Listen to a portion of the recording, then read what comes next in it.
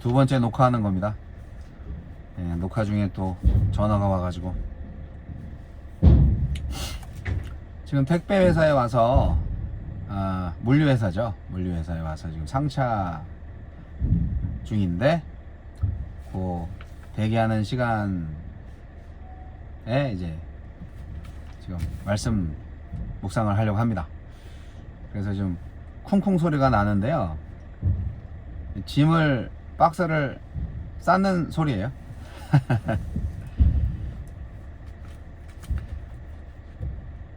1월 16일 월요일입니다. 오늘도 마이크를 또 안 가져와 가지고 소리가 좀 약간 작게 들릴 텐데 양해하시고 유튜브 보실 때 볼륨을 좀 올리세요. 1월 16일 월요일 민수기 9장 15절로 23절 말씀. 성막을 세운 날에 구름이 성막 곧 증거의 성막을 덮었고 저녁이 되면 성막 위에 불 모양 같은 것이 나타나서 아침까지 이르렀으되 항상 그러하여 낮에는 구름이 그것을 덮었고 밤이면 불 모양이 있었는데 구름이 성막에서 떠오르는 때에는 이스라엘 자손이 곧 행진하였고 구름이 머무는 곳에 이스라엘 자손이 진을 쳤으니 이스라엘 자손이 여호와의 명령을 따라 행진하였고 여호와의 명령을 따라 진을 쳤으며 구름이 성막 위에 머무는 동안에는 그들이 진영에 머물렀고 구름이 성막 위에 머무는 날이 오랠 때에는 이스라엘 자손이 여호와의 명령을 지켜 행진하지 아니하였으며 혹시 구름이 성막 위에 머무는 날이 적을 때에도 그들이 다만 여호와의 명령을 따라 진영에 머물고 여호와의 명령을 따라 행진하였으며 혹시 구름이 저녁부터 아침까지 있다가 아침에 그 구름이 떠오를 때에는 그들이 행진하였고 구름이 밤낮 있다가 떠오르면 곧 행진하였으며 이틀이든지 한 달이든지 1년이든지 구름이 성막 위에 머물러 있을 동안에는 이스라엘 자손이 진영에 머물고 행진하지 아니하다가 떠오르면 행진하였으니 곧 그들이 여호와의 명령을 따라 진을 치며 여호와의 명령을 따라 행진하고 또 모세를 통하여 이르신 여호와의 명령을 따라 여호와의 직임을 지켰더라. 아멘. 순종학교. 첫 6월절 후에 구름기둥과 불기둥이 이스라엘을 이끌었듯이 두 번째 6월절 후에 성막을 덮은 구름이 그들을 이끌고 약속의 땅으로 나아갑니다. 하나님은 어떤 분입니까? 하나님은 밤이나 낮이나 자기 백성과 함께 하십니다. 성막을 세운 날에 하나님의 임재를 상징하는 구름이 성막을 덮었습니다. 낮에는 물론이고 밤에도 구름은 불처럼 보이는 모양으로 성막을 떠나지 않았습니다. 하나님이 한시도 이스라엘을 떠나지 않으시고 그들과 함께 하시며 그들을 지키고 계셨던 것입니다. 이스라엘은 아무 자원도 없고 자기들을 지킬 성벽도 세울 수 없는 광야에 있었지만 하나님이 그들을 위한 충분한 자원과 위협을 막는 성벽이 되어 주셨습니다. 내가 어디에 있든지 무엇을 하든지 하나님은 나의 보호자가 되셔서 내 곁에 머물고 계십니다. 우리의 인생이라는 배를 운항하시는 하나님, 선장님. 하나님은 우리의 인생이라는 배를 운항하시는 선장이십니다. 이스라엘은 하나님이 구름이 머무는 곳에 진을 쳐야 했으며 구름이 떠나면 이동해야 했습니다. 한 곳에 아무리 오래 머물렀어도 구름이 떠나지 않으면 이동해서는 안 되었고 구름이 떠오른다면 어제 저녁에 진을 쳤어도 다시 출발해야 했습니다. 이스라엘의 광야 여정은 오로지 하나님이 결정하셨습니다. 이처럼 하나님은 우리 인생의 방향과 속도를 결정하십니다. 내 삶이 내가 뜻한 곳으로 내가 원하는 속도로 흘러가지 않을 때가 많습니다. 너무 급작스러운 일을 겪을 땐 혼란스럽고 아무것도 이루어지지 않으면 답답합니다. 하지만 그런 내 인생도 사실 하나님이 방향을 잡으시고 가장 적절한 속도로 운항하고 계십니다. 설령 아무렇게나 표류하는 것 같아도요, 하나님의 섭리 안에서 최적의 속도와 경로로 나아가고 있는 겁니다. 하나님은 구원하신 백성에게 순종을 가르치십니다. 성막 위에 있는 구름을 따라 이동하고 구름이 머무는 동안만 이동 방식은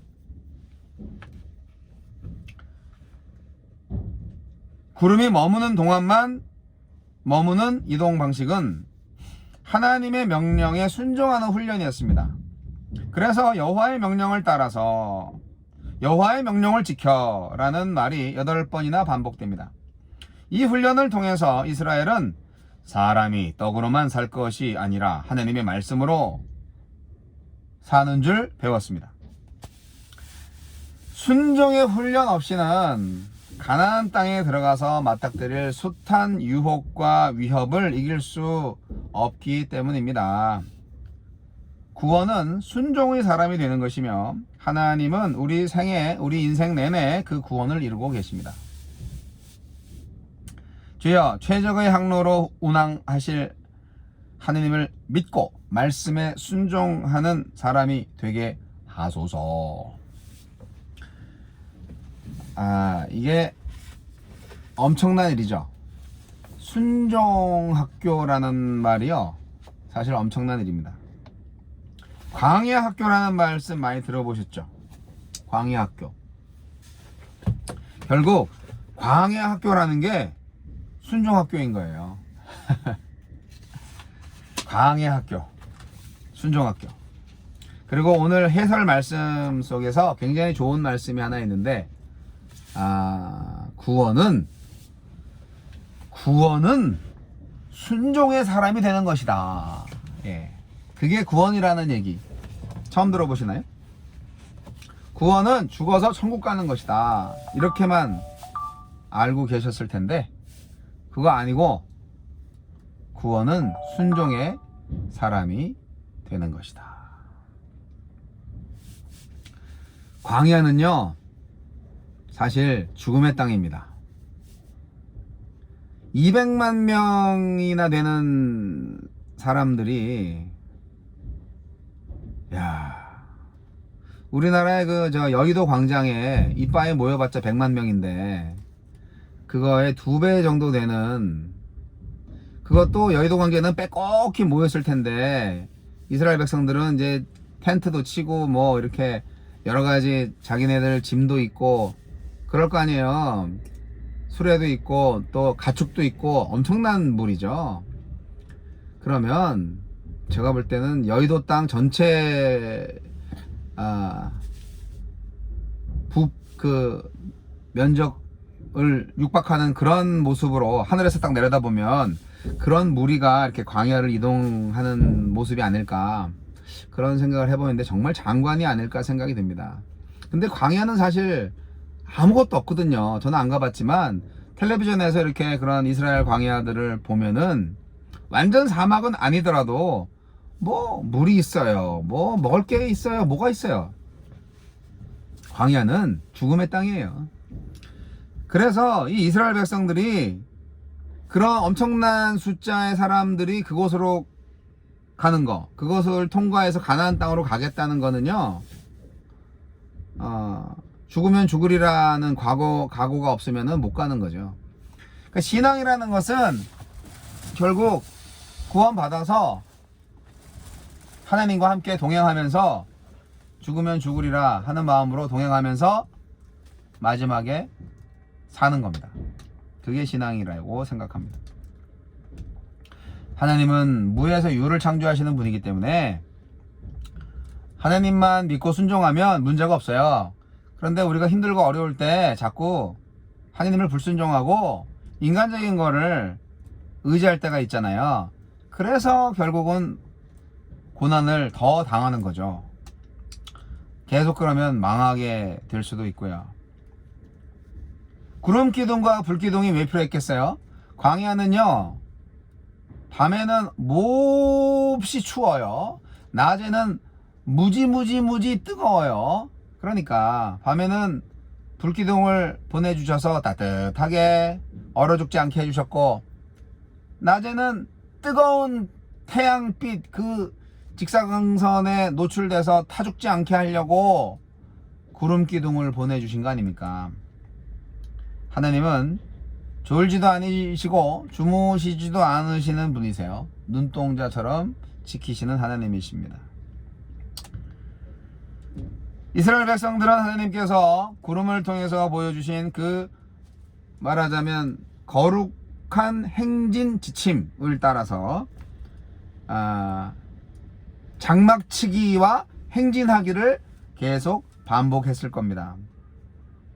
구름은 뭐 이스라엘의 이동 경로를 말해주는 일정표가 아니에요. 그냥 출발 이거를 알려주는 거죠. 예.